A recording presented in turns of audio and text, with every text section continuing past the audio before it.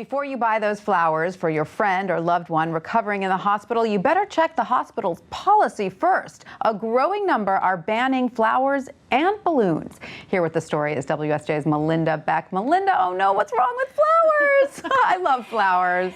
There's pollen that can create allergies. There's bacteria in the vase water. Even dried flowers and potted plants can have mold that gets released into the air. There's concerns that the water will spill and create a slipping hazard or damage equipment. The policies are really all over the map. Right. All right, I can see that. That makes some sense. But what about balloons? Latex.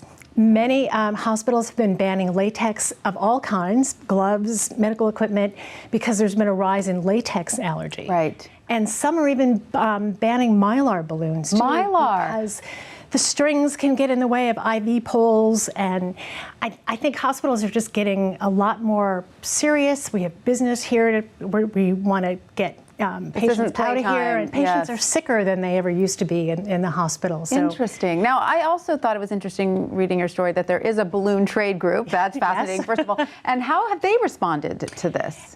Well, they've been on a campaign to just make it clear that balloons are not quite the choking hazard that they were said to be. That's another reason that hospitals give. And while they're very supportive of the concerns over latex, they're quick to point out that it's really hasn't been the balloons that have caused this steep rise. It is more common in healthcare workers, but that has tended to be because they were wearing gloves for long periods of time. So have there been documented cases of either balloons or flowers causing harm to patients? You know, in a court of law, no.